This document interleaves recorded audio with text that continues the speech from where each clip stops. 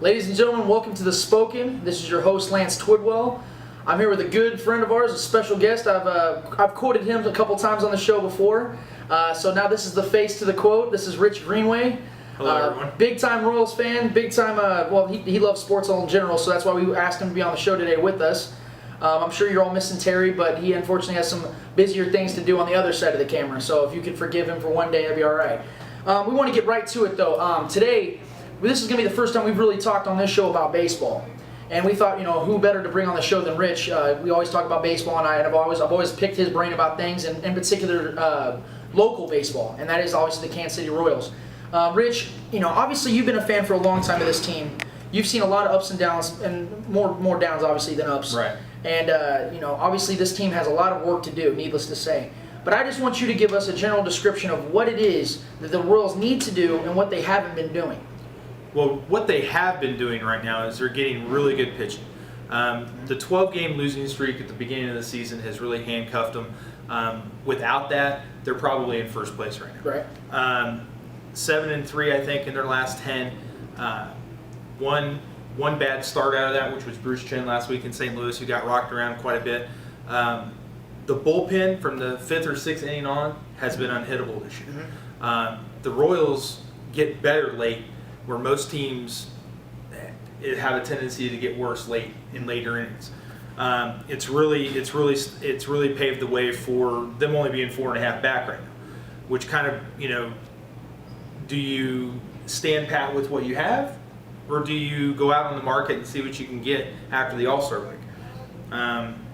The weekend series this weekend with St. Louis is going to be huge. I think if you come out of that and they win 2 out of 3, I think you're going to get a little bit more momentum to maybe see who's out there on the market. Who do you give up? The farm system's really deep for the Royals. That's one of the advantages that they have right now. They have a really deep farm team. They've got a lot of guys in AAA and AA that are ready to come up. Well, let's talk about the farm system for a second. Obviously for the last couple of years, everybody, not just locally, but in the MLB wide, have talked about this farm system, quote unquote. We've seen some results with Moustakas and Hosmer and guys like that, Aaron Crow. But do you feel that there is legitimate guys that are gonna come up and they're gonna actually be MLB players? And if they are, will the Royals keep them? That's the thing. The Royals have had a tendency over the years not to keep the best players. You look at your Johnny Damons, your Jermaine Thies. Who all, by the way, won World Series after they left. Right. With other teams. Right. Right now they're in a position with Moustakas and Hosmer and Salvador Perez, who's coming back off the DL tonight, to be able to keep these guys in Kansas City for a period of time. Mm-hmm. It's all about David Glass. It's all going to be what David Glass gives to Dayton Moore to be able to do with this team.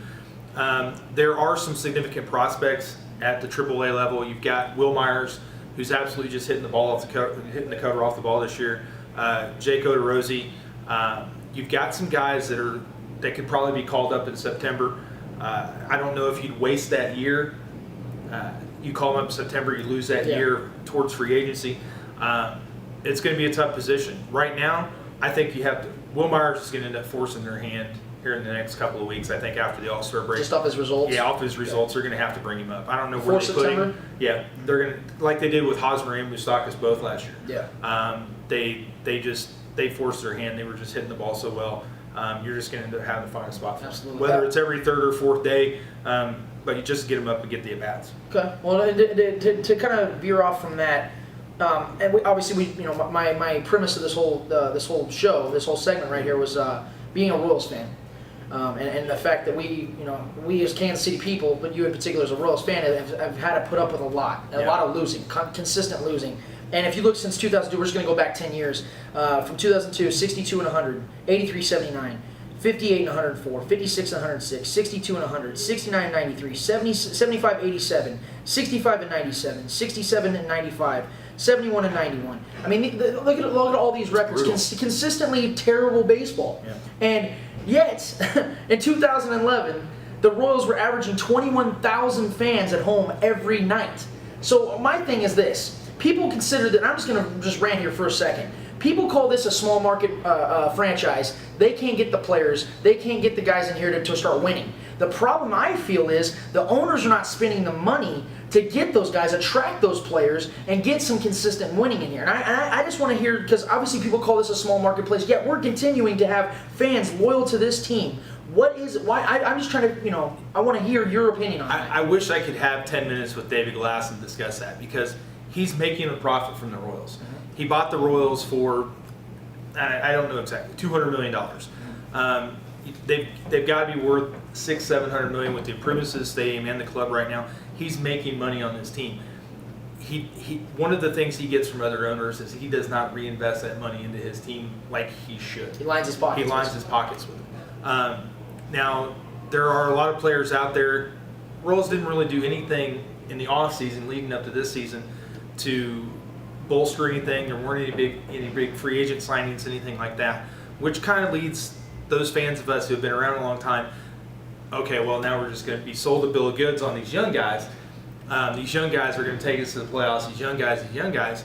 And yeah, the young guys have been great, but at the same time, they sold us something that they probably should have waited a year to sell us. And they should have supplemented it a little bit better with some free agents. Losing is hard, but I think Kansas City fans in general are really, really good baseball fans. I think that they have a passion that is a carryover from the late 70s and early 80s from when I started being a fan. Right. So now they pass that down to their kids. And, there are some of those kids out there that are Twins fans and Red Sox fans and Yankee fans, but I really think that if the Royals were to start winning, you'd see a lot of Kansas City jerseys around town. Because like we talked about even before the show, they went 71-91, and all I kept hearing was optimism from all the fans, right. All offseason. They're on pace for over 2 million fans again this year. But my question is this, Rich.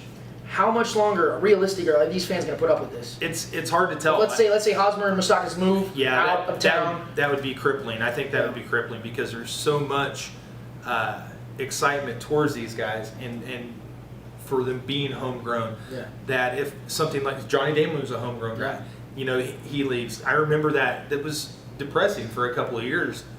You don't want that to happen, and I would question myself as a Royals fan going forward if something like that were to happen. So there is a limit to Yeah, definitely. No, I definitely have a limit with it. I haven't gone to nearly as many games this year as I have in the past, only because I was a little upset with the franchise that with Dayton Moore and the powers that be in the offices that sold us that bill of goods on these young guys maybe a little bit too soon, guys a little bit too overexcited. When all of us were kind of thinking we're still probably a year or two away from even thinking about the division, let alone further than the division. So I think there's that cord there that will get cut by several fans, kind of similar to where the strike year. Yeah. It took a long time for those people to come back. I think that would kind of have the same effect on the Royals fans if Moustakas and Hosmer, or even if they traded Will Myers during this free agency period coming up. If you got rid of Will Myers and some of your other farm system guys, even if it was to bring in a Cole Hamels or Felix Hernandez, I think that would just really, really grate on a lot of the fans that are really, really believe in the organization in the farm system. Yeah. One last question, and again, I appreciate you for giving your I appreciate having me. Yeah. Well, my question is this: how far down the road do you see this team not only become a consistent winner, but actually get to a World Series? I really think that the pieces are in place with the draft. They've had successful drafts. They've got to do a better. If this team doesn't get to a World Series in the next 3 to 5 years, I don't know what I'm going to do. I think Dayton Moore's window is definitely closing. I think he probably has. If they would have continued on that 12-game losing streak and things would have really gotten bad and they wouldn't have creeped towards 500, somebody's going to be in the scapegoat here. They're batting towards the end, towards the bottom edge of the American League right now. Kevin Seitzer's name's come up as a possible scapegoat to getting whacked and moving on. Right. Ned Yost is probably safe for the next year or two, and I think probably Dayton Moore's safe for the next year or two also. So 3 to 5 years, if this team can't put it together and make a good solid playoff run next year, I expect them to make the playoff run next year and then continue and build on that.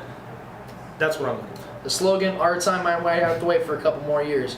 Rich, I want to thank you for your time, man. Appreciate it a lot. We'll be back. We'll be talking NBA with Rich, but that was our baseball segment, the first one ever. So, Rich, you just made history. I want to appreciate you joining the Spoken today. I will talk to you all soon. See you in a little bit.